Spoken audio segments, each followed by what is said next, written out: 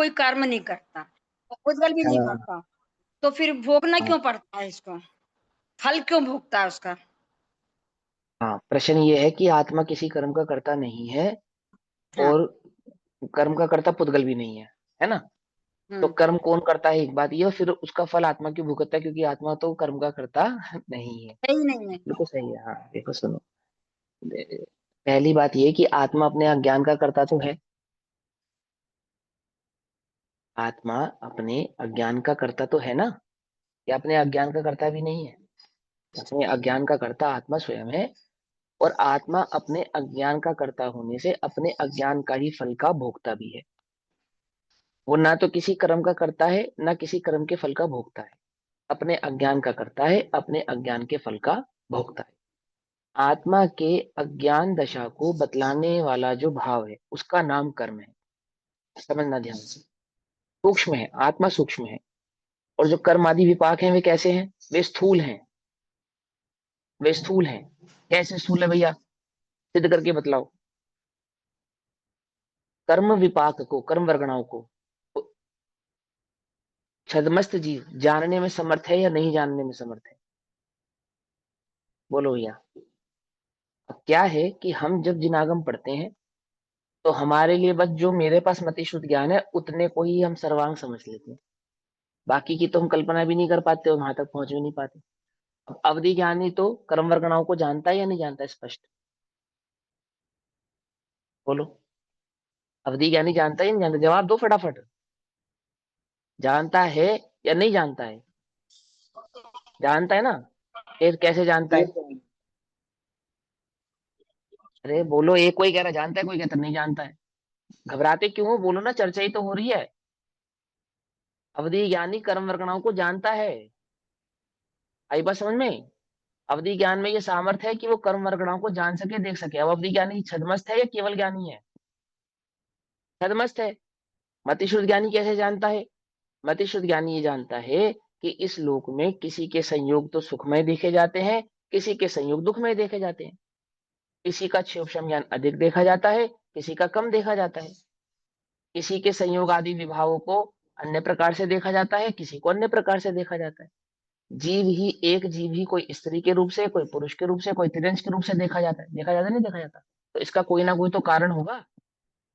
तो कारण तो जीव की स्वयं की अज्ञान दशा है। उस अज्ञान दशा के कारण जीव को ऐसा ही संयोगिक भाव प्राप्त होता है पौद्गलिक अवस्थाओं में, जिसको हम द्रव्यक्रम, भावक्रम, द्रव्यक्रम और नोक्रम के रूप में जानते हैं। एक मिनट, अगर हम्म। संयोग नहीं है तो जीव फिर भी, जीव अकेला है तो भी अज्ञान दशा करेगा क्या? अज्ञान भाव करेगा वो? बिल्कुल बिल्कुल बिल्कुल कर सकता है ना, बिल्कुल। जड़ अगर अपने चेतन इसको की, माने कि जीव अकेला और जड़, अज्ञान भाव करो तो सिद्ध अवस्था में नहीं आएंगी फिर वो चीज। मैं बतलाऊंगा, जवाब दूंगा, चिंता मत करो। जड़ चेतन की परिणति प्रभु सब अपने अपने में होती है। जब तक अज्ञान दशा करता है तब तक अज्ञान दशा को दर्शाने वाले भी कर्म वर्गणाएं हैं। अब सिद्धालय में अज्ञान दशा नहीं कर रहा, तो सिद्धालय में सिर्फ सिद्ध भगवान है, एक इंद्रिय आदि जीव नहीं है। बोलो, है ना? उसी स्थान पर एक इंद्रिय आदि जीव है या नहीं है? कर्म वर्गणाएं है या नहीं है? है। तो ये कर्म वर्गणाएं किसके कर्म रूप परिणमित हो रही है, किसके नहीं हो रही है? अज्ञान करने वाले एक इंद्रिय आदि के साथ परिणमित हो रही है, और अज्ञान को नहीं करने वाले ऐसे सिद्ध भगवान के साथ परिणमित नहीं हो रही है। तो कर्म वर्गणाएं किसी के कारण परिणमित हो रही है ऐसा नहीं। अब ये बहुत समझने वाली बात है। स्वतंत्रता को नहीं जानने वाले जीव को निमित्त नैमित्तिक संबंधों की अपेक्षा से ही समझाया जाता है। कर्ता कर्म किस पक्ष से समझाया जाता है? निमित्त नैमित्तिक संबंध की अपेक्षा से समझाया जाता है। आत्मा सूक्ष्म तत्व है, समझ में नहीं आता है, लेकिन उदय आदि भाव समझ में आते हैं। तो कथन कैसा है? 99% कथन निमित्त नैमित्तिक संबंधों की अपेक्षा से किया जाएगा। वहां कर्म के उदय, कर्म के विपाक, कर्म के फल, कर्म के आशीर्वादी से जीव की व्यवस्था, जीव की स्थिति आदि भावों को समझाते हैं। लेकिन वो कर्म आदि के कारण जीव की अवस्था नहीं। मैंने पहले भी कई बार उदाहरण दिया है, बहुत सिंपल सा उदाहरण है। ये उदाहरण याद रखोगे, पूरा कर्म विपाक समझ में आ जाएगा। या किसी से कहीं से भी चर्चा कर लो आप, कोई कहे कि नहीं भैया ऐसा नहीं है, तो आगम ग्रंथों से चर्चा कर ले। अब धवला आदि ग्रंथों के माध्यम से चर्चा कर लो। आ जाओ, पूरे सिद्धांतों के साथ बैठ के चर्चा कर लो, मैं तुम्हें सिद्ध करके बतलाऊंगा कि कर्म से मात्र जीव की अवस्था विशेष को दर्शाया जाता है। कर्म के माध्यम से जीव की अवस्था विशेष होती नहीं है। क्या कहा? उदाहरण क्या कहता है? मुझे बुखार है, कैसे पता चलेगा? कि आपने थर्मामीटर से चेक किया, मुझे 102 बुखार है। डॉक्टर साहब मेरा शरीर तो ठंडा है। बुखार में तो हमने सुना है गर्म होता है, कि गर्म भी होता है ठंडा भी होता है। क्या कहा? बुखार में शरीर गर्म भी होता है ठंडा भी होता है। क्या मतलब है इसका? ये जीव मिथ्या दृष्टि है। कैसी बात कर रहे हो? ये तो देवशास्त्र गुरु का श्रद्धा नहीं दिखता है, स्वाध्याय कर रहा है, जिनलिंगी है, इसको तुम मिथ्या दृष्टि क्यों कहते हो? मिथ्या दृष्टि तो वो है, वो जो पांच इंद्रिय के विषय भोगों को भोग रहा है, खुदे को गुरु को शास्त्र को मान रहा है। एक ठंडे गरम, एक ठंडे शरीर वाला बुखार, एक गरम शरीर वाला बुखार। क्या कहा? मिथ्यात्व की दो अवस्थाएं। कैसी कैसी अवस्थाएं? एक जो समझ में नहीं आ रहा है स्पष्ट की ये मिथ्या दृष्टि है, एक जो स्पष्टता समझ में नहीं आ रहा है कि मिथ्या दृष्टि है। किसने बताया कि ये जीव मिथ्या दृष्टि है और ये नहीं है? कैसे पता चलेगा? ये द्रव्यलिंगी जीव मिथ्या दृष्टि है, किसने बताया तुमको? कहां से मालूम चल गई तुम्हें ये कहानी? कैसे पता चल गई? कैसे जज किया तुमने कि वो मिथ्या दृष्टि है कोई तुम्हारे पास पैमाना? कि हमारे पास तो कोई पैमाना नहीं, लेकिन आज शास्त्र के माध्यम से हमने जाना, और शास्त्र ने भी जो पैमाना आपके सामने रखा, स्केल, वो क्या स्केल रखा? वो कर्म विपाक प्रकृतियां, कि मिथ्यात्वादी कर्म का उदय, अनंतानुबंधी कर्म का उदय, उससे ये बात ज्ञात होती है कि यह जीव कैसा है, कि ये मिथ्यात्व अवस्था वाला है, या अमुक अवस्था वाला है, ये भव्य है, ये अभव्य है, आदि आदि। समझ में आई बात? नहीं समझ में आई? है ना? फिर कहा बुखार हो गया। अच्छा जी, बुखार हो गया, कैसे हो गया बुखार? कैसे हो गया? वो मौसम बदला था, तो उसके कारण बुखार हो गया। तो मौसम तो सभी के लिए बदला था, मौसम सभी के लिए बदला था। इस जीव ने कर्म बांधा, क्यों बांधा? कि उसके साथ आमुक परिस्थितियां बनी। तो आमुक परिस्थितियां तो जगत में सभी जीवों के साथ बनती हैं। आमुक परिस्थितियां तो जगत में सभी जीवों के साथ बनती है ना। मुझे क्रोध क्यों आया? क्योंकि तुमने मुझे गाली दी। तो तुम गाली देकर किसी को भी क्रोध दिला सकते हो? बोलो। किसी को भी, मुनिराजों को भी क्रोध दिला सकते हो, जड़ को भी दिला सकते हो, सभी चेतनों को दिला सकते हो, लेकिन सभी को तो नहीं दिला सकते। तो क्या कहा? कि वो मेरी इम्यूनिटी कमजोर थी। फिर तीसरा आंसर क्या आया? मेरी इम्यूनिटी कमजोर है। तो मेरी इम्यूनिटी कमजोर होने के कारण मौसम के बदलने का निमित्त पाकर मुझे बुखार की अवस्था प्राप्त हुई। जीव की योग्यता जैसी है, उस योग्यता को कर्म आदि के उदय के माध्यम से समझाकर ऐसा कहना कि कर्म आदि के उदय के कारण जीव की आमुक आमुक अवस्थाएं होती हैं, ऐसी कथन पद्धति है। वास्तव में तो छहो द्रव्य अपने अपने आधार से अपने अपने रूप ही परिणमित होते हैं, स्वतंत्र परिणमित होते हैं। कोई किसी का कर्ता ना कभी था, ना कोई किसी का कभी करता है, और ना कभी कोई किसी का करता होगा। जीव की अज्ञान दशा का कारण कौन? जीव स्वयं ही है। और जीव की ज्ञान दशा का कारण कौन? वो जीव स्वयं ही है। समझ नहीं? बात नहीं समझ में? तो समझाने की अपेक्षा उसे कि कौन सा जीव किस समय किस स्थिति किस अवस्था में है, इन संयोगों के आधार से हम ये निर्णय करेंगे कि ये जीव सम्यक दृष्टि है, ये मिथ्या दृष्टि है, पहले गुण स्थान वाला है, चौथे गुण स्थान वाला है। कैसे पता चलता है? बोलो। चौथे गुण स्थान वाले और पांचवें गुण स्थान वाले जीव का अंतर मतलब कैसे मालूम चलता है? दो ये कषाय चौथे गुण स्थान चौकड़ी, वाला दो कषाय चौकड़ी। है अभाव। दो कछाय चौकड़ी क्या है? क्या है दो कछाय चौकड़ी? कर्म विपाक प्रकृति ही तो है, और तो कुछ नहीं है ना। अच्छा, तो वो दो दो कछाय चौकड़ी का अभाव कैसे प्रकट होता है? आत्मलीनता। कौन प्रकट करता है? आत्मा ही करता है ना। आत्मा अपनी स्थिरता, अपने उपयोग, अपने सम्यक दर्शन आदि के भाव से प्रकट करता है ना। तो आत्मा की उस भाव की स्थिरता, कितनी स्थिरता हो गई? आत्मा को कितनी स्थिरता प्रकट हो गई? उस आत्मा को कितनी स्थिरता प्रकट हो गई? कि आमुक आत्मा को दो कषाय चौकड़ी के अभाव रूप स्थिरता, आमुक आत्मा को तीन कषाय चौकड़ी के अभाव रूप स्थिरता, आमुक आत्मा को एक कषाय चौकड़ी के अभाव रूप स्थिरता। तो समझा रहे हैं हम कितना बुखार है इसको। आमुक को 102, आमुक को 101, आमुक को 103। तो मैं ही बात नहीं पकड़ रही। तो थर्मामीटर बुखार कर रहा है ना सबके? थर्मामीटर सबके बुखार कर रहा है, या थर्मामीटर सबके बुखार बतला रहा है? ये डॉक्टर है जिसके मुंह में लगाता है उसको बुखार हो जाता है। क्यों? ऐसा ही है ना। डॉक्टर जिसके मुंह में थर्मामीटर लगाता है उसको बुखार हो जाता है। हो जाता नहीं हो जाता? ये ऐसा नहीं है, ऐसा नहीं। ये होता है, थर्मामीटर से ज्ञात होता है। आई बात समझ में? ऐसे ही वे कर्म प्रकृतियां क्या करती हैं? कि जिस जीव की जो अवस्था जैसी अवस्था होती है, जो योग्यता होती है, उस जीव की वैसी अवस्था योग्यता आदि को दर्शाती है, परिचायक ही है वो उनकी। वो तो बतला रही है कि अब ये इस स्थिति में, अब ये इस स्थिति में, अब ये इस स्थिति में, अब ये इस स्थिति में। उनके कारण जीव की स्थितियां नहीं हो रही है। अंतर समझ में आ रहा है या नहीं समझ में आ रहा? तो निमित्त नैमित्तिक संबंध और कर्ता कर्म संबंध को भली प्रकार से समझोगे तो तुम्हें समझ में आएगा। मैं एक बात और कहता हूँ, करना नहीं होगा ना, पूरा करना नहीं होगा, वो मलिच्छ भाषा में लिखा गया है। आई बात समझ में?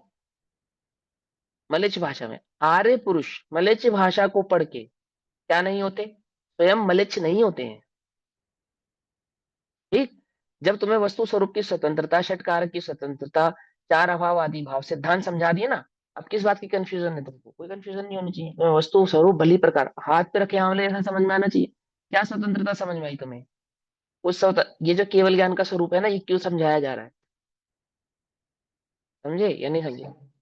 सभी आचार्य एक मत होकर कहते हैं केवल ज्ञान का स्वरूप समझे बिना यह जीव सम्यक दृष्टि नहीं हो सकता। ये समझ लो आप कि हमें 8 कर्म पता है, हमें 7 तत्व पता है, 6 द्रव्य पता है, पता होंगे, कोई दिक्कत नहीं, पता होंगे, उसका निषेध नहीं है। कि हमने तो पढ़ा है तत्वार्थ श्रद्धानम सम्यक दर्शनम, तत्वों के श्रद्धान से जीव सम्यक दृष्टि होता है। बिल्कुल सही पढ़ा है। लेकिन तत्वों का श्रद्धान केवल ज्ञानी के स्वरूप के श्रद्धान हुए बिना होता ही नहीं है, हो नहीं सकता, आज तक किसी को हुआ नहीं है। समझे? क्या समझे?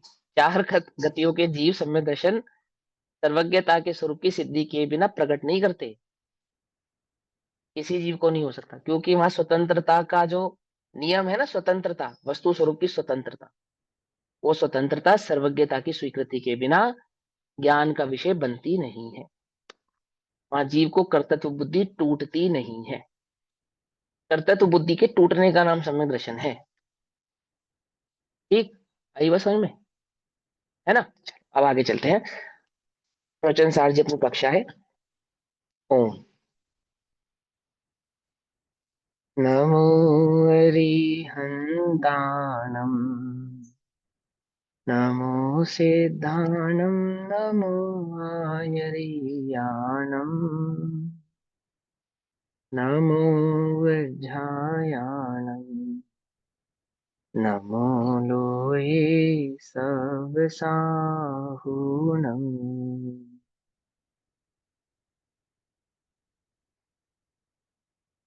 मंगलम भगवान वीरो, मंगलम गौतमोगणी, मंगलम कुंद कुंदार्द्यो, जैन धर्मोस्तु मंगलम। सर्वमंगल मांगल्यम, सर्वकल्याणकारकम्, प्रधानां सर्वधर्माणां, जैनं जयतु शासनम्। सर्वव्यापीकचेद्रूप स्वरूपाय परात्मने, स्वोपलब्धि प्रसिद्धाय ज्ञानानंदात्मने नमः।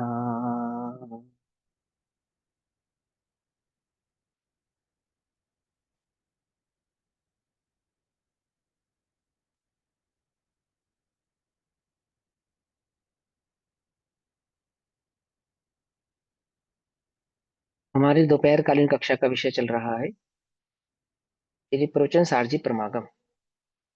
यदि प्रवचन सारजी प्रमागम का स्वाध्याय हम सभी आचार्य अमृतचंद्र देव द्वारा रचित तत्व प्रदीपिका तथा आचार्य जयसेन देव द्वारा रचित तात्पर्य वृत्ति टीका के आधार से कर रहे हैं। पेज नंबर 157, गाथा नंबर 162, सॉरी गाथा नंबर 62, पेज नंबर 157, गाथा नंबर 62 यानी 62, 157 नंबर का पेज है। ज्ञान तत्व प्रज्ञापन महाअधिकार के अंतर्गत शुद्ध शुभ ज्ञान अधिकार और ज्ञान अधिकार के पश्चात सुख अधिकार की चर्चा चल रही है। अब सुख अधिकार का क्या चल रहा है? यहाँ पे उपसंहार चल रहा है, यानी कि समापन चल रहा है। सुख अधिकार के समापनों की ये गाथाएं हैं। एक गाथा हमने कल पढ़ी थी 61 नंबर की गाथा 61, और ये 62 नंबर की गाथा भी उपसंहार की गाथा है। अर्थात समाप्ति की गाथा है। कि वहां ज्ञान ही सुख है, यह दर्शाने दर्शाने वाला भाव यहाँ पे प्रस्तुत कर रहे हैं। तो गाथा कहती है, अब यहाँ श्रद्धा कराते हैं कि केवल ज्ञानियों को ही परमार्थिक सुख होता है। दो प्रकार के सुख हैं, एक वास्तविक सुख और एक अवास्तविक सुख। ये कैसा सुख होता है, वास्तविक और अवास्तविक? कि एक तो है वास्तव में जिसको सुख कहते हैं, जो सुख ही है, और एक वो जो सुख तो नहीं है लेकिन लोक उसे सुख मानता है। पकड़ में बात, लोक में उसे सुख कहते हैं। तो फिर हमें भी उसका नाम सुख ही रखना पड़ा, क्योंकि सारे लौकिक जन उसे सुख के नाम से जानते हैं। क्या कहा, बात समझ में आई या नहीं? पूरा लोक जिस वस्तु को सुख के नाम से जानता है और हम उसे दुख के नाम से जानते हैं। बोलो भैया, गुजरात में जाके नमक मांगोगे तो क्या बोलना पड़ेगा? क्या समझे, नहीं समझे? मिठू मीठ बोलना पड़ेगा। मीठ। समझे? क्यों बोलना पड़ेगा? कि वो नमक नहीं जानते। ऐसे ना, ऐसे ही भाव है ना। ऐसे ही वे जो लौकिक जन है, मलिच्छ जन है, जो वस्तु स्वरूप को भली प्रकार से नहीं जानते हैं, जिन्हें वास्तविक सुख की खबर ही नहीं है, पता ही नहीं है, ऐसे वे जन उस दुख को सुख के नाम से पहचानते हैं। जिसे हमने अनुभूति से जाना, ये पांच इंद्रिय का विषय जो दुख भाव है, और ये आत्मा का आनंद, अतीन्द्रिय आनंद, वास्तविक सुख भाव है, इस सुख को तो वे पहचानते ही नहीं, जानते ही नहीं, मालूम ही नहीं है। लेकिन जो दुख है, ऐसे दुख, कम दुख को ये लौकिक जन सुख के नाम से जानते हैं। तो फिर हमारी भी मजबूरी, हम क्या कहते हैं उसको? हम भी उसको सुख कहते हैं, है ना। गुरुदेव इसका बहुत सुंदर उदाहरण देते थे। गुरुदेव कहते थे, ये जो घी का घड़ा है ना, ये घी का घड़ा नहीं है। क्या कहते थे? घी का घड़ा, घी का घड़ा नहीं है। तो प्रश्न उठेगा, जब ये घी का घड़ा नहीं है तो तुम इसे घी का घड़ा क्यों कहते हो? कि पहले हम तुम्हारी बात की स्थापना करते हैं, व्यवहार की स्थापना, कि तुम इसे घी के घड़े के नाम से जानते हो। तो हम कहते हैं, जो जिसे तुम ये घी का घड़ा कहते हो ना, कि हाँ, ये वास्तव में घी का घड़ा नहीं है। ऐसा, पकड़ में ही बात। तुम इसे, जिसे तुम सुख के नाम से जानते हो ना, बोले हाँ, ये वास्तव में सुख नहीं है। ऐसा। तो यहाँ क्या कहा कि परमार्थिक सुख तो वह अतीन्द्रिय आनंद है जो अतीन्द्रिय ज्ञान के साथ ही प्रकट होता है। अतीन्द्रिय ज्ञान के बिना अतीन्द्रिय आनंद प्रकट नहीं होता। और क्या कहें, वास्तव में तो अतीन्द्रिय ज्ञान ही अतीन्द्रिय आनंद है। क्या कहा, वह जो अतीन्द्रिय ज्ञान है ना, वही अतीन्द्रिय आनंद है। इससे भिन्न अतीन्द्रिय आनंद कोई और वस्तु है नहीं, ऐसा यहाँ कहते हैं। अब 62 नंबर की गाथा, 62 नंबर, 158 नंबर का पेज। नो सदहन्ति सौख्यम सुहे सुपरमंति विगद गादीणम सुनिदून ते अभव्वा भव्वा वातम पणिच्छन्ति। अब ये गाथा बहुत ध्यान से समझना, बहुत मार्मिक गाथा है और समझने लायक भाव है। ये चोट है, चोट। जैसे इसको कहते हैं मील का वो होता है ना, माइलस्टोन। इतने किलोमीटर अब आप आ चुके हो, है ना, इतना रास्ता आप तय कर चुके हो, ये आपका मार्क हो गया है। अब ये मार्क कर रहे हैं यहाँ पर, इस बात को आपको नोटिस कराने के लिए वे क्या कहते हैं, घाती छीन है जिनके उनका सुख ही सर्व सुखों में श्रेष्ठ, किंतु अभव्य न श्रद्धा करते भव्य जनों को है श्रद्धे। है, इन्होंने दो जीव कहे, एक भव्य है एक अभव्य है। भव्य माने कौन? भव्य तो वे जीव हैं जिन्हें आत्मस्वरूप की श्रद्धा है, और अभव्य कौन है? जिन्हें आत्मस्वरूप की श्रद्धा नहीं है। तो जिन्हें जिन्हें ये श्रद्धा है, क्या श्रद्धा है? कि वो जो केवल ज्ञान है ना, केवल ज्ञान, वो केवल ज्ञान ही सुख है। अर्थात जिन्हें केवल ज्ञान की श्रद्धा है वे तो भव्य हैं, और जिन्हें केवल ज्ञान की श्रद्धा नहीं है वे वे सब अभव्य हैं।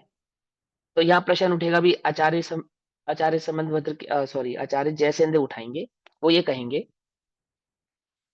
कि भैया, आज हमें केवल ज्ञान की श्रद्धा नहीं है, तो ऐसे भी तो जीव हैं जिन्हें आज नहीं कल हो जाएगी, वे भी तो भव्य ही कहलाएंगे। आप तो सीधा कह रहे हो अभव्य हैं। अभव्य तो वे हैं जिन्हें कभी श्रद्धा नहीं होगी। जिन्हें आज श्रद्धा नहीं है उन्हें कल श्रद्धा होगी या नहीं होगी। लेकिन अभव्य तो वे हैं जिन्हें कभी श्रद्धा नहीं होगी। पकड़ में ही बात नहीं पकड़ में ही? आप तो ये कहो जिन्हें श्रद्धा है वे सम्यक दृष्टि है, जिन्हें श्रद्धा नहीं है वे मिथ्या दृष्टि है, ऐसा कहो। आप तो भव्य भव्य क्यों कहते हो? समझ में या नहीं समझ में, है ना? तो उसके भाव को समझाएंगे। मैं अभी यहाँ पे इसका सस्पेंस नहीं खोलना चाहता। अभी देखो यहाँ क्या कहते हैं। इन्होंने कहा वो भव्य है। कौन भव्य है? जिन्हें केवल ज्ञान की श्रद्धा है, केवल ज्ञान के स्वरूप की श्रद्धा है। अर्थात वे ही जीव भव्य है। आत्मा की श्रद्धा है उसको भव्य नहीं कह रहे हैं। जिन्हें केवल ज्ञान की श्रद्धा उसको भव्य कह रहे हैं। ऐसा क्यों कर रहे हैं आचार्य देव? ऐसा क्यों कर रहे हैं? बोले आत्मा की श्रद्धा केवल ज्ञान की श्रद्धा हुए बिना होगी नहीं। समझे? ये कहना चाहते हैं यहाँ पे। अभी देखो क्या टीका में कहते हैं। जिनके घाती कर्म नष्ट हो गए हैं। किनके घाती कर्म नष्ट हो गए हैं? केवलियों के घाती कर्म नष्ट हो गए हैं। उनका सुख सर्व सुखों में उत्कृष्ट है। अर्थात उनका सुख ही वास्तविक सुख है। लौकिक जन जिसे सुख के नाम से जानते हैं, उस सुख से जो परमार्थिक सर्वश्रेष्ठ सुख है वह तो केवलियों का, केवल ज्ञानियों का ही सुख है।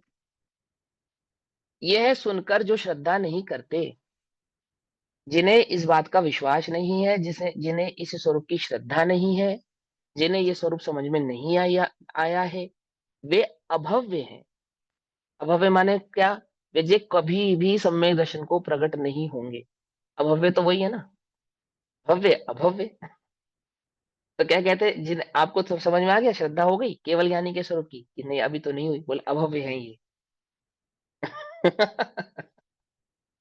और भव्य उसे स्वीकार करते हैं, उसकी श्रद्धा करते हैं। जो भव्य जीव है वे तो केवल ज्ञान के स्वरूप को स्वीकार भी करते हैं और उस केवल ज्ञान के स्वरूप की श्रद्धा भी करते हैं। क्या है केवल ज्ञान का स्वरूप? पूरा स्वरूप समझाया ना 61 नंबर तक की गाथाओं में। क्या क्या समझाया?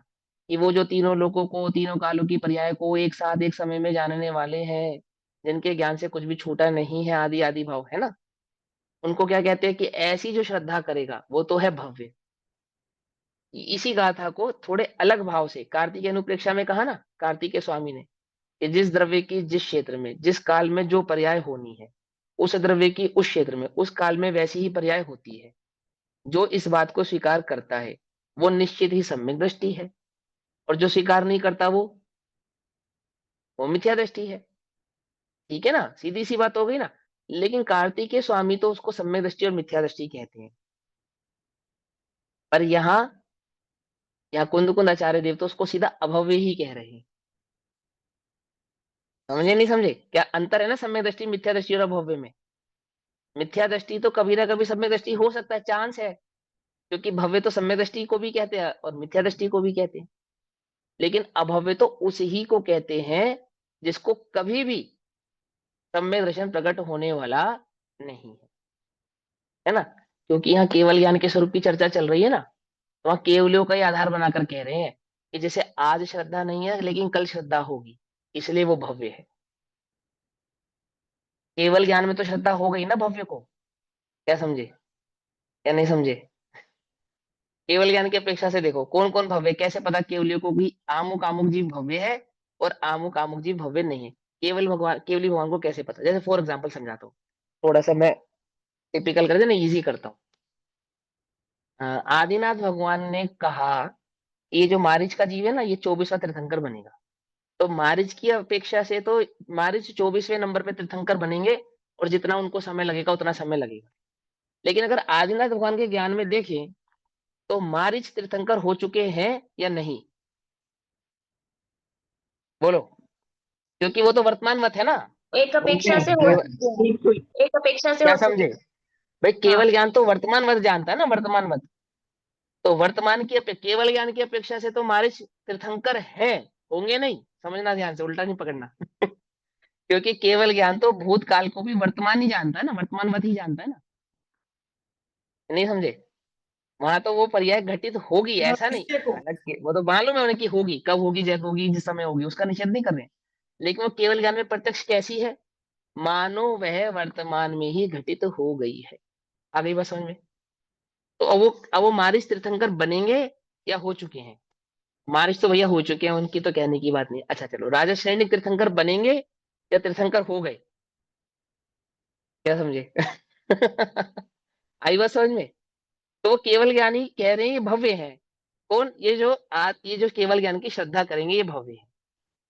आचार्य कुंदकुन देव ने कहा ना, तो ये भव्य है, ये कैसे निश्चित हुआ ये भव्य है? कि ये श्रद्धा कर चुके हैं। समझो ध्यान से, जिनकी आज श्रद्धा नहीं हुई है वे भविष्य में श्रद्धा करेंगे।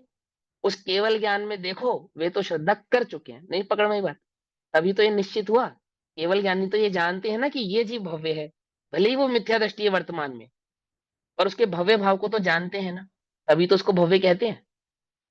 भले ही जीव वहां द्रव्यलिंगी हो गया है तो भी उसको अभव्य कह रहे हैं। किस आधार से कह रहे हैं?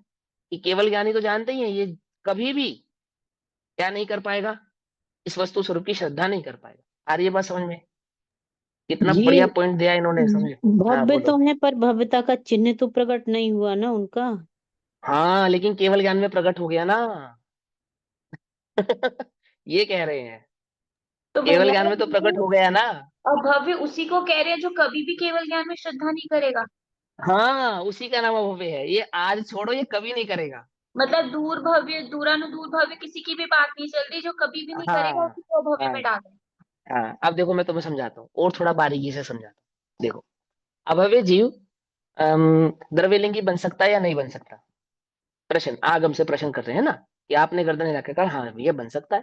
अच्छा, और अभव्य जीव नौवें ग्रह तक जा सकता है या नहीं जा सकता? कि भैया जा सकता है।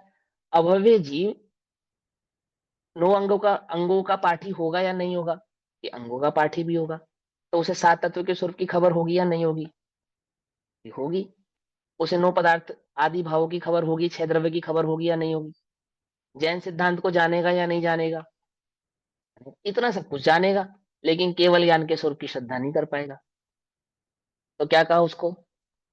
इतना करने पर भी क्या रहेगा? वो अभव ही रहेगा। क्यों? क्योंकि जो वास्तविक सिद्धांत है उसकी श्रद्धा नहीं कर पाएगा।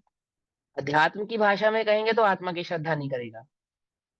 लेकिन वहां ये कहते हैं कि कोई ये कहे कि आत्मा की श्रद्धा नहीं करी पर केवल ज्ञान की श्रद्धा तो करी। कोई ऐसा तर्क करे। क्या कहा? उस द्रव्यलिंगी को आत्मा की श्रद्धा नहीं है ये तो हम स्वीकारते हैं, पर केवल ज्ञान की भी श्रद्धा नहीं है ये तो हम कतई स्वीकार कर सकते नहीं। बोलो, कर सकते हैं या नहीं कर सकते? पूछो, अपने आप से पूछो कि उस द्रव्यलिंगी को आत्मा की श्रद्धा नहीं है ये तो हमें स्वीकार है भैया, इस बात को तो हम पूरी तरीके से मानते हैं। लेकिन उसे केवली की श्रद्धा नहीं है ये तो हम कभी नहीं मान सकते। ऐसा तो नहीं हो सकता। बोलो, है केवल ऐसा की या श्रद्धा नहीं? होती तो आत्मा की श्रद्धा भी होती। आत्मा की हाँ अब ये श्रद्धा तो नहीं तो अब केवल की श्रद्धा नहीं हाँ है, अब ये या तो ये अब हम जान कह रहे हैं समझ। ना, लेकिन ये हमें विचारना है। ये हमें विचार कर कर देखना है, क्या हमें ये बात स्वीकार है कि वो निर्दोष 28 मूल गुणों का पालन करने वाला जीव, जिसे जिसे देवशास्त्र गुरु का श्रद्धान है, वो जो जिसके साथ तत्वादि के निरूपण से मिथ्या दृष्टि भी सम्यक दृष्टि हो रहा है, अर्थात केवली का श्रद्धा प्रकट कर रहा है, उसे उन केवलियों की श्रद्धा नहीं है। क्या ये बात तुम्हें स्वीकार है? ये क्या है? आत्मा की श्रद्धा नहीं है ये तो स्वीकार है, अर्थात उसको आत्मानुभूति नहीं है, बाकी तो सब काम हो गया उसका। हो गया नहीं हो गया? बोलो, कि बाकी तो सब काम हो गया, आत्मानुभूति नहीं है बस। तो प्रश्न ये है कि आत्मानुभूति नहीं है ये स्वीकार लेकिन केवलियों की श्रद्धा नहीं है ये तो बिल्कुल भी स्वीकार नहीं है या नहीं है? आचार्य कुंद देव कहते हैं नहीं है। क्या कहा? उसे केवलियों की श्रद्धा नहीं है, केवली के स्वरूप की श्रद्धा नहीं है। क्यों? क्योंकि अब भव्य न श्रद्धा करते और भव्य जनों को है श्रद्धे। भव्य तो वही है जो इस केवल ज्ञान की श्रद्धा करते हैं, वे अभव्य ही हैं जो इस केवल ज्ञान की श्रद्धा ना करते हैं, न कभी न कभी कर पाएंगे, इसलिए अभव्य ही रह जाएंगे। पकड़ में आई बात? नहीं पकड़ में आई? सूक्ष्म भाव समझ में आ रहा है इसका? नहीं समझ में आ रहा? बोलो भैया। द्रव्यलिंगी की एक ही गलती है कि वो आत्मा की श्रद्धा नहीं कर पाया। बाकी सात तत्वों की श्रद्धा तो है ही, छह द्रव्यों की तो है ही, केवली भगवान की तो है ही, केवल ज्ञान की तो है ही, कर्मबद्धता की तो है या नहीं है?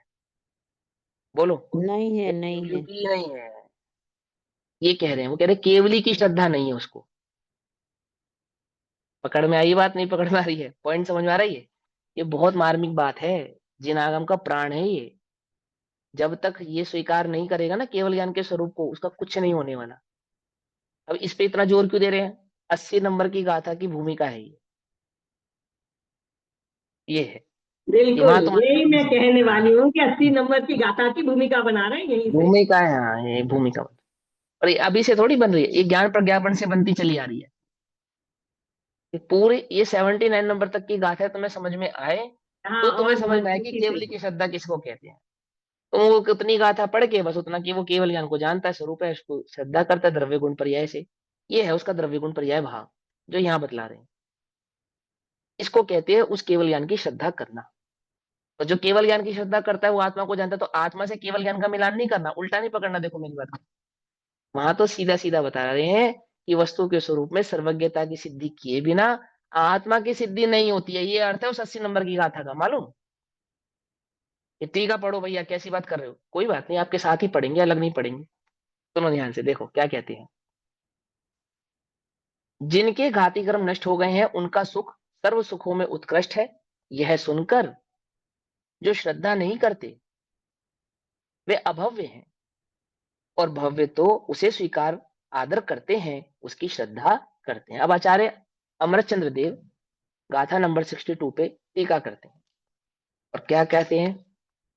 इस लोक में मोहिनी आदि कर्म जाल वालों के स्वभाव प्रतिघात के कारण, अर्थात जिनके 4 घातीय कर्म विद्यमान है, ठीक है ना, और आकुलता के कारण, अर्थात स्वरूप में स्थिर नहीं हुए ना, तो वह आकुलता लक्षण हो गया उसका, 4 घातीय कर्मों की स्थिति बने रहने के कारण। अर्थात जो ज्ञानावर्णीय दर्शनावर्णीय अंतराय और मोहिनी से संयुक्त है, ऐसे जीवों को क्या है? आकुलता ही उसका लक्षण है। कारण सुखाभास होने पर भी कदाचित ऐसा उन्हें भ्रम हो जाता है कि हम सुखी हो गए। कैसे हो गए? स्वर्ग आदि को प्राप्त करके, अनुकूल सामग्री को प्राप्त करके, भोग आदि भूमियों में जाकर जन्म लेकर कदाचित उन्हें ऐसा भ्रम हो जाता है। क्या भ्रम हो जाता है? कि हम सुखी हो गए, ऐसा उन्हें भ्रम हो जाता है। तो फिर क्या होता है? उस सुखाभास को सुख कहने की अपरमार्थिक रूढ़ी है। हम उस सुखाभास को सुख कह रहे हैं ना, हम भी कह रहे हैं। क्यों कह रहे हैं? अपरमार्थिक रूढ़ी है, बेमतलब की ऐसी रूढ़ी चली आ रही है। अपरमार्थिक माने बेमतलब की, समझे? परमार्थ नहीं है, सही नहीं है, लेकिन ऐसे अपरमार्थिक जो सही नहीं है, लेकिन लोक में ऐसी रूढ़ी हो गई है। क्या रूढ़ी हो गई है? कि वो इंद्रिय सुखों, इंद्रिय के विषयों की पूर्ति को सुख कहता है जगत। जगत में ये नाम ऐसा ही क्या हो गया है? रूढ़ी हो गया है। रूढ़ी, रूढ़ी ने पढ़ा था या नहीं पढ़ा था? गाय किसका नाम है रूढ़ी ने से? रूढ़ी ने में उदाहरण दे देना, गाय किसका नाम है? नहीं नहीं, ऐसा नहीं, ध्यान से सुनो, बिल्कुल। गमन करने हाँ, जो गमन करे वो गाय है। तो उस अपेक्षा से जितने भी जगत में जीव गमन कर रहे हैं ना, सब गाय हैं। क्या कहा? मैं गमन करूंगा तो मैं भी गाय हूं। आप गमन करोगे तो आप भी गाय हो। बात तो यह है, लेकिन वो 4 टांगों वाली, 4 थन वाली, एक पूंछ वाली, दूध देने वाली बस बालक रूप से उस लोक में रूढ़ी हो गई है कि इस पशु को गाय कहते हैं। शब्दार्थ की अपेक्षा से गाय किसको कहते हैं? गमन करे सो गाय, उसको कहते हैं। रूढ़ी ने क्या समझाता है? कि आमुक को यह कहना, अमुक को यह कहना, अमुक को यह कहना, ऐसा हम फिक्स कर लेते हैं। तो लोक ने एक रूढ़ी बना ली है। क्या रूढ़ी बना ली है? कि 5 इंद्रिय के विषयों की पूर्ति होने पर जो मंद कषाय का अनुभव उसको होता है, उसको वह सुख कहता है। ऐसी रूढ़ी हो गई है जगत के अंदर, पागलपन। समझे नहीं समझ में आई? समझेगा? अब रूढ़ी के मैं इतने उदाहरण दूं, किसी लोक में ऐसी रूढ़ी हो गई है कि जो पत्थर ऑरेंज कलर का हो उसे क्या मान लेना? क्या मान लेना? उसे क्षेत्रपाल मान लेना, बस। क्या कहा? समझ में नहीं समझी? है ना, लोक में रूढ़ी हो गई नहीं हो गई? कि जिस पे तुमने सिंदूर पोत दिया वो पूजनीय हो गया, बस खत्म हो गई बात। ऐसी रूढ़ी हो गई है जगत में। हो गई या नहीं हो गई? ऐसे ही मिथ्यामतियों को ऐसी रूढ़ी हो गई है, मोह के नशे में ऐसी रूढ़ी हो गई है। कैसी रूढ़ी हो गई है? कि सभी नशेड़ियों ने, नशेड़ी समझ, धतूरा बताया था ना उन्होंने पीछे, कि सभी वो धतूरे के नशे में एकजुट होकर ये स्वीकार करने लगे कि ये जो 5 इंद्रिय के विषय हैं इन्हें सुख कहते हैं। ऐसा सबने नक्की कर लिया है। अब हमें उनसे सुख के विषय में चर्चा करनी है, बात करनी है। तो कैसे चर्चा करेंगे, कैसे बात करेंगे कि जिसे वो सुख कहते हैं, हम भी उसी को क्या कहेंगे, किससे संबोधन करेंगे, कि हमें उसे सुख कहकर ही संबोधन करना पड़ेगा, क्योंकि हमें अपनी बात समझानी है ना। अपनी बात कैसे समझाएंगे, तो जैसे बच्चे को समझाते हैं, क्या समझाता, मलेच्छ को मलेच्छ भाषा में समझाते, तो वह मलेच्छ उस इंद्रिय विषय को सुख के नाम से जानता है। तो हम भी क्या कहते हैं उसको, अब हम भी उसको क्या कहेंगे, सुख कहेंगे। आ गई बात समझ में, है ना। तो क्या कहा उन्होंने कि जो दुख रूप है, आकुलता जिसका लक्षण है, ऐसा होने पर भी जो वास्तव में सुखाभास है, सुख नहीं है, ऐसे सुखाभास को सुख कहने की क्या हो गई है, अपरमार्थिक रूढ़ी है। अपरमार्थिक रूढ़ी हो गई है, बेमतलब की बात फैल गई है जगत के अंदर, बेवजह की बात फैल गई है ना। अब क्या करें, और जिनके घाती कर्म नष्ट हो चुके हैं, है ना, ऐसे केवली भगवान के स्वभाव प्रति घात के अभाव के कारण और अनाकुलता के कारण। अब जहां अनाकुलता है, आकुलता नहीं है, वो तो वास्तविक सुख है, वो तो एक्चुअल में सुख है, वो तो परमार्थिक सुख है ना। तो उसके कारण सुख के यथोक्त कारण का और लक्षण का सद्भाव होने से परमार्थिक शुद्ध सुख है, यह श्रद्धा करने योग्य है। अब क्या कहा, वास्तविक सुख तो वह है, कौन सा सुख, वह जो केवल ज्ञान में प्रकट हुआ है वह सुख, वो जो अनाकुलता लक्षण वाला है वह सुख, वह जो चार घातिया कर्मों के अभाव वाला है वह सुख, वह जो अतीन्द्रिय ज्ञान वाला है वह सुख। सच्चा सुख तो वही है, सुख तो उसी का नाम है, सुख तो उस ही का नाम है। अब ये जगत भोला भाला सुख को पहचानता ही नहीं है, जानता ही नहीं है, इसने कल्पना करके अमुक अवस्था को सुख मान लिया है। अब मान लिया है तो क्या करेंगे, अब इसको वह दर्शाना है कि जिसको सुख मानता है ये सुख नहीं है, सुख तो वास्तव में कोई विलक्षण वस्तु है। तो ये मजबूरी है कि हम भी उसको सुख कहेंगे जिसको तुम सुख कह रहे हो। लेकिन सुनो आर्यजनों, सुनो आर्यजनों से कह रहे संबोधन, हम उसे कदापि सुख नहीं कहते हैं, इस भूल में मत रहना। समझे या नहीं समझे, कि तुम ये समझो कि इस सुख से अनंत गुना सुख केवल ज्ञान का सुख है, तो इस सुख को उस केवल ज्ञान के सुख की जाति मान लो, उसका अंश मान लो, ऐसे गड़बड़ मत करना। क्या कहा, 1 किलो सोना में से 1 मिलीग्राम सोना अलग कर दिया, तो 1 मिलीग्राम सोना तो सोना ही है ना। क्या कहा, जो 1 किलो सोना में से अलग हुआ है वो 1 मिलीग्राम क्या है, सोना है या नहीं है, धूल है। ये सोने की धूल भी स्वर्ण ही है। क्या कहा, स्वर्ण की धूल भी स्वर्ण ही है। वो अनंत गुना सुख है, किसके अपेक्षा से, संसार के सुखों की अपेक्षा से, इंद्रिय विषयों के सुखों की अपेक्षा से। तो इससे यह सिद्ध हुआ कि इंद्रिय सुख भी सुख ही है। हम तुमसे ये स्थापना कर रहे हैं टीका में कि पहले सुनो, वह सुख नहीं है, वह तो दुख ही है। हमारी तो मजबूरी है कि हम उसे सुख कह के संबोधन करेंगे, क्योंकि तुम उसे सुख कहते हो।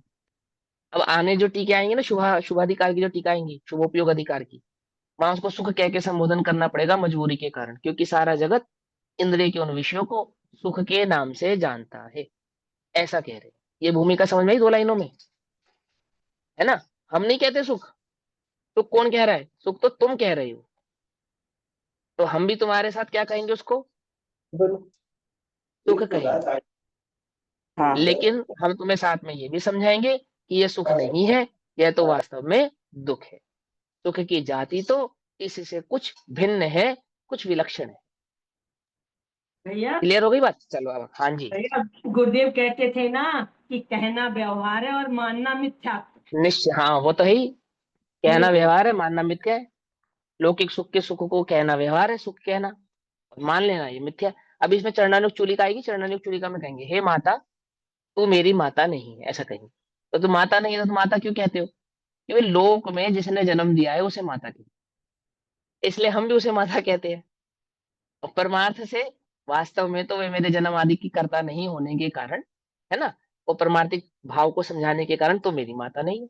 हे पिता तो मेरा पिता नहीं है, कि कैसी अजीब सी बात करते हो। तो गुरुदेव ऐसे ऐसे समझाते थे, ये घी का घड़ा नहीं है, तो घी का घड़ा नहीं है तो तुम इसे घी का घड़ा कह दी क्यों?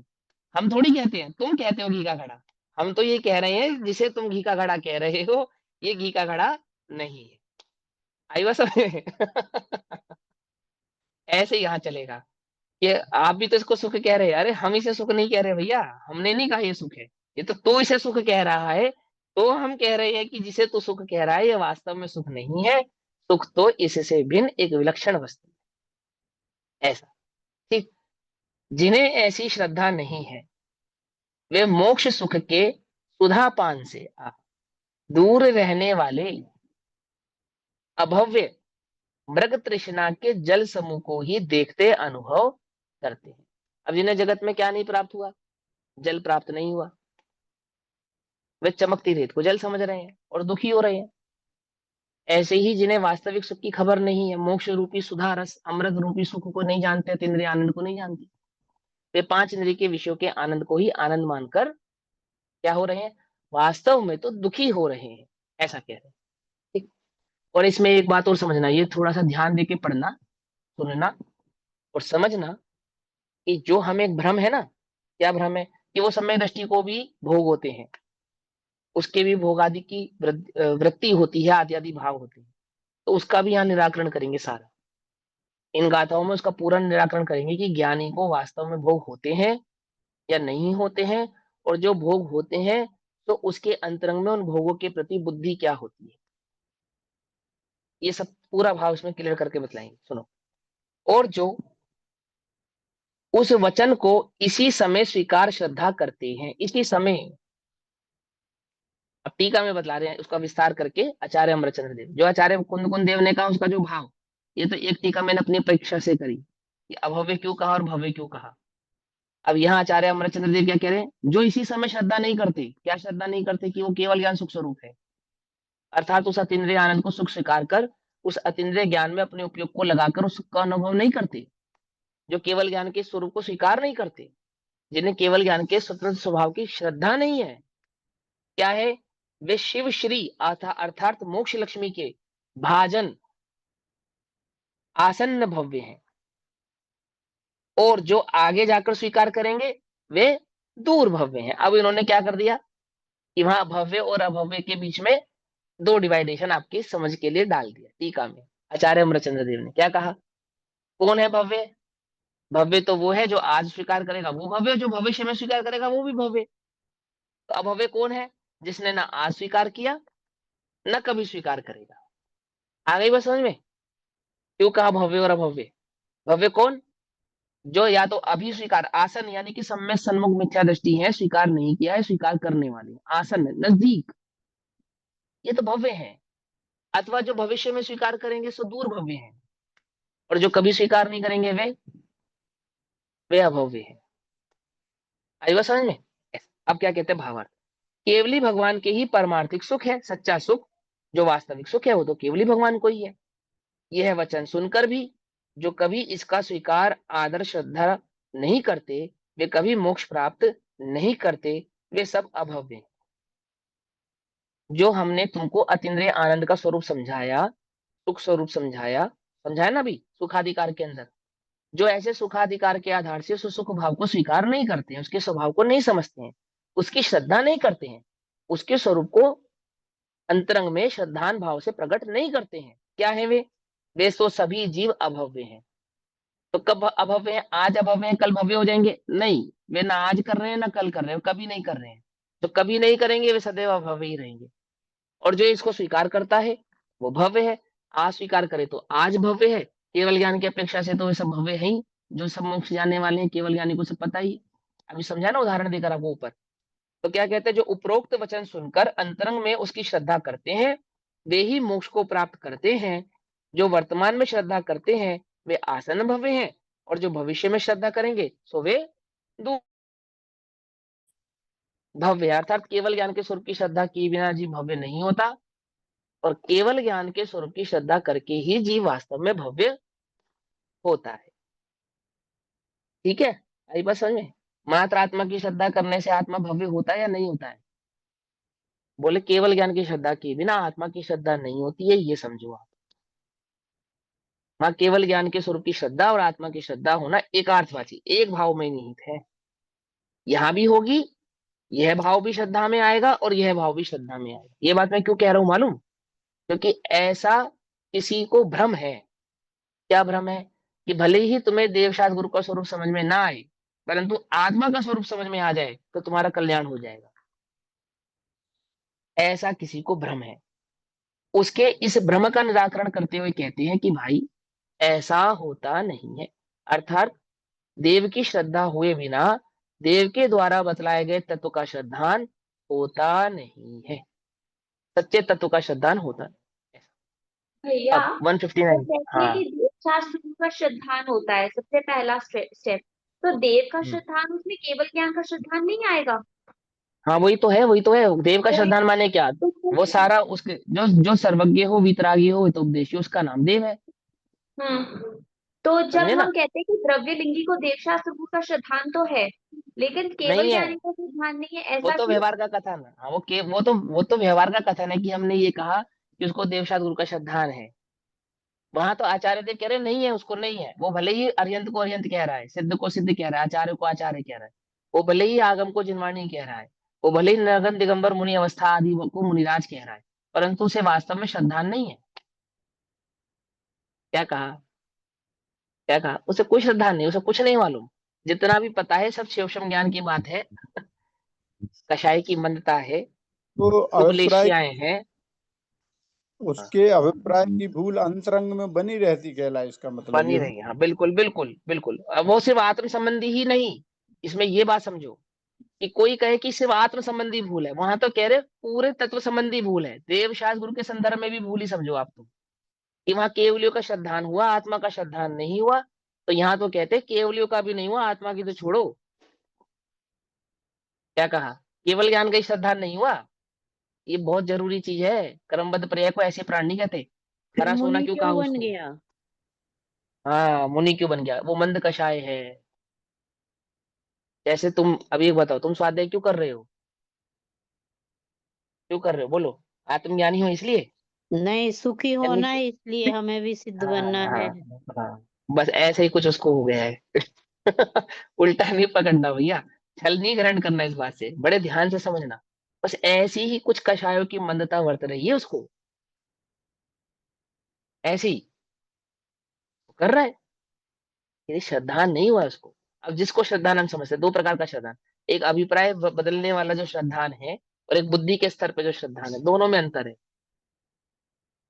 दोनों में अंतर है ना? अब क्या कहते हैं, 159 नंबर का पेज। अब गाथा नंबर जो 62 है, जब आचार्य जयसेन देव इस पर टीका करते हैं तो ये गाथा 64 हो जाती है।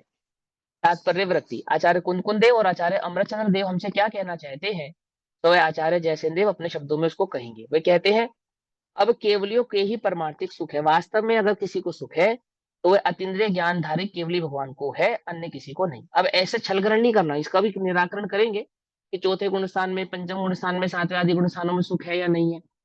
कि वहां जो भी सुख है वो अतीन्द्रिय ज्ञान का ही है। अगर चौथे गुण स्थान में भी जीव को सुख है तो वो सुख किसका है? अतीन्द्रिय ज्ञान की श्रद्धा का ही है, अतीन्द्रिय ज्ञान की अनुभूति का ही। चौथे गुण स्थान में जो आत्मानुभूति होती है ना, वो आत्मानुभूति अतीन्द्रिय ज्ञान की अनुभूति कहलाती है। इसी प्रकार पांचवें, सातवें, आठवें आदि गुण स्थानों में भी जितना भी आत्मा का अनुभव है, शुद्धोपयोग है, वो वास्तव में उस अतीन्द्रिय ज्ञान का ही अनुभव है। और जितना जितना अनुभव है उतना उतना वह सुखी है। तो जितनी देर उसमें स्थिर रहेगा उतनी देर सुख का ही अनुभव करेगा, लेकिन जितनी देर उसमें स्थिर नहीं रहेगा उतनी देर वो सुख का अनुभव नहीं करेगा। इसीलिए वो मुनिराज छठे से सातवें में जाने का प्रयास निरंतर करते हैं, क्योंकि छठा दुख रूप है।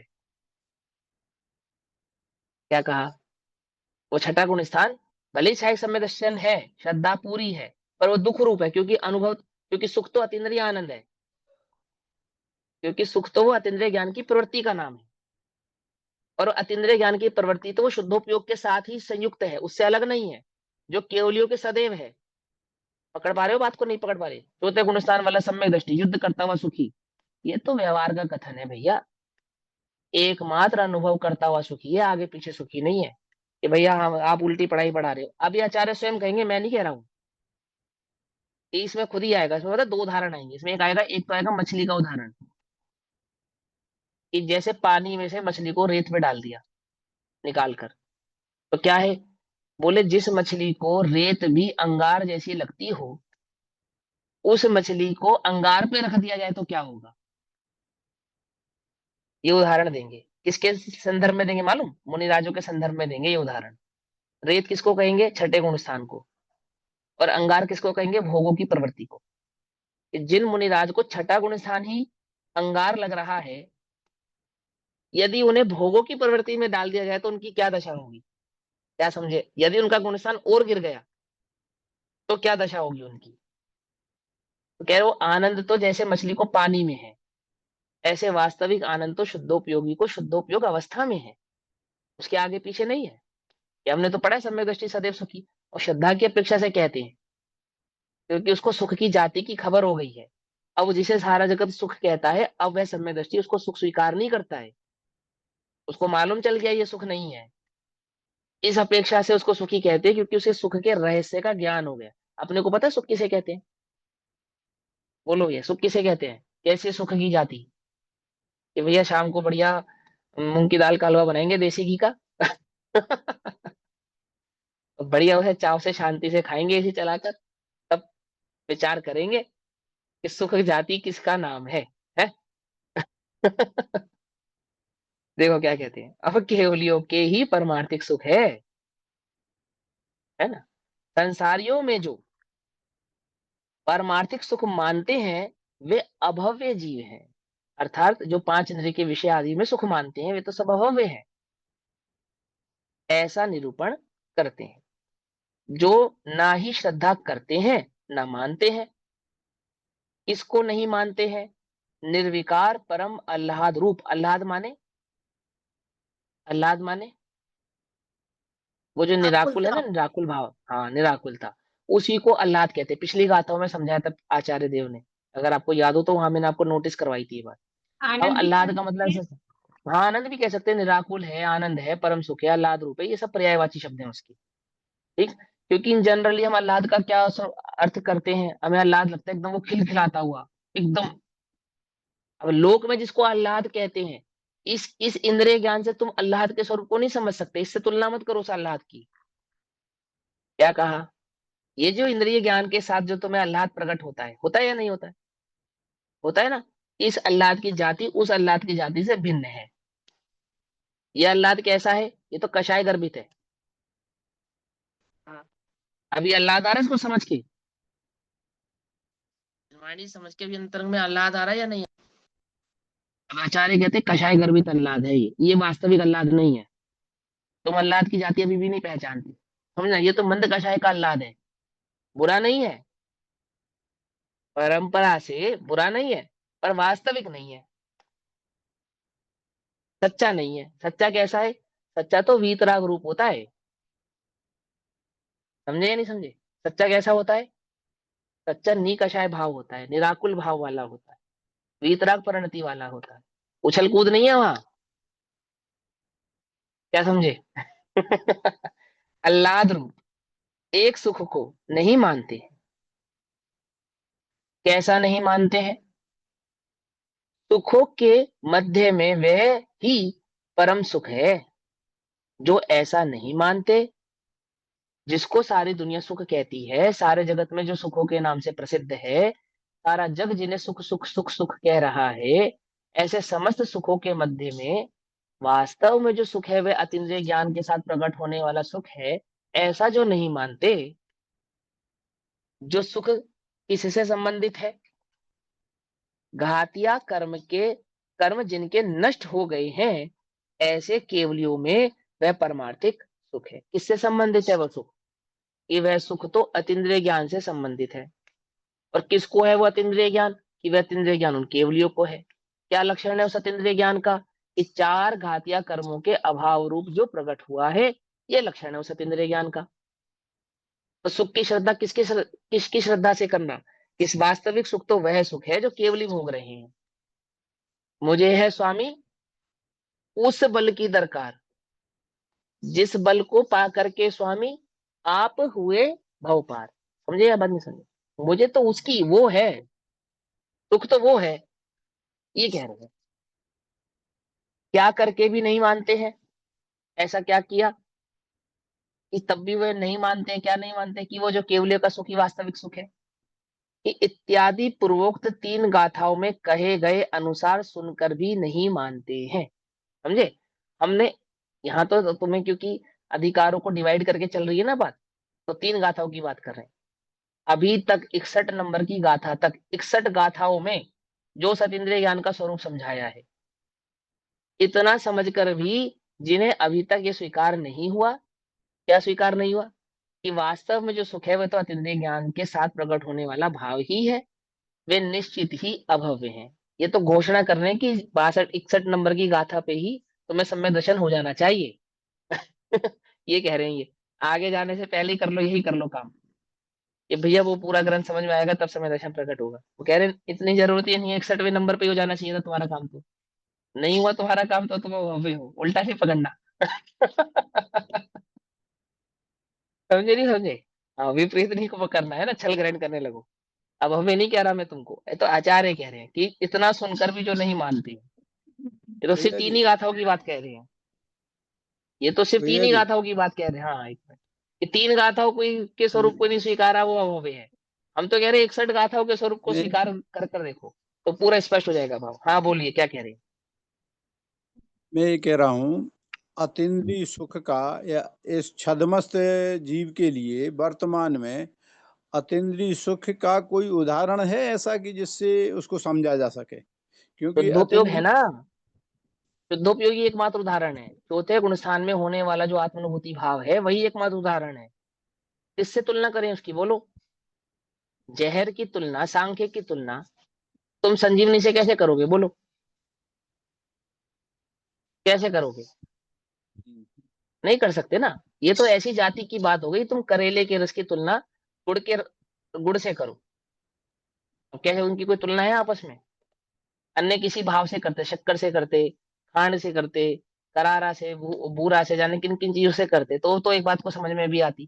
तुम करेले के रस से और गुड़ के स्वाद की तुलना करके बतला रहे हो, क्या क्या समझ में आएगा? कैसे समझ में आएगा, बोलो? आएगा ही नहीं। ये तो अनुपम है, मैंने फिर, अनुपम। हाँ मैंने तो फिर भी बहुत अच्छे शब्द कहे, करेला और गुड़।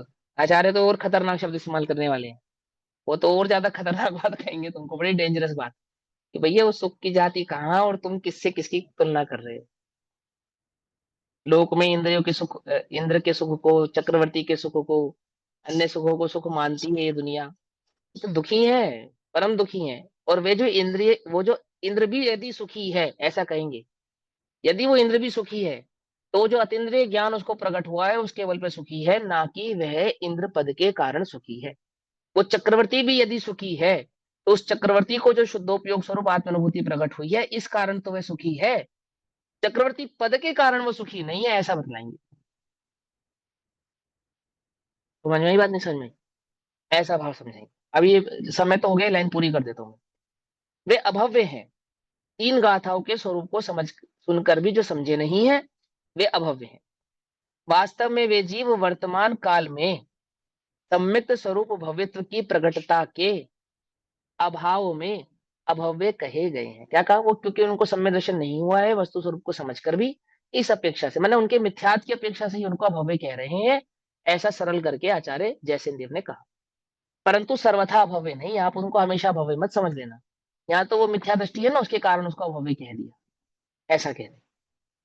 भव्यवाता पंडित छत्तिम, जो वर्तमान काल में सम्यक्त रूप भव्यत्व की प्रगटता रूप से परिणमित है, वे उन अनंत सुख को इस समय मानते हैं, और जो सम्यक्त रूप भव्यत्व की व्यक्ति द्वारा, व्यक्ति माने प्रगटता द्वारा भावी काल में परिणमन करेंगे, वे दूर भव्य है, ऐसा आगे श्रद्धान करेंगे।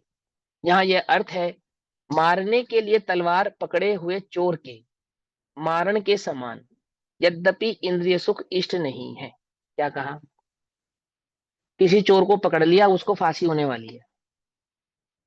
अब उस चोर को चाहे गद्दे पे लिटाओ, चाहे खूब बढ़िया भोजन कराओ, चाहे एसी में बैठाओ, चाहे मन वांछित उसकी सारी मनोकामना पूरी कर दो, कितना सुखी है। उसको पता है बस कुछ समय में मुझे फांसी होने वाली है।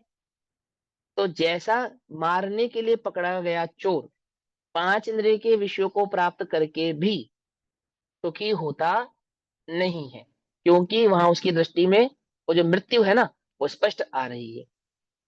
तथापि तलवार के स्थान पर क्या लगा दो, चारित्र मोह के उदय द्वारा मोहित हुआ। अब ये समय दृष्टि की बात कह रहे हैं, क्योंकि समय हो गया और भाव अच्छे से समझना चाहिए, तो मैं यहाँ पर इस कक्षा को विराम करता हूँ।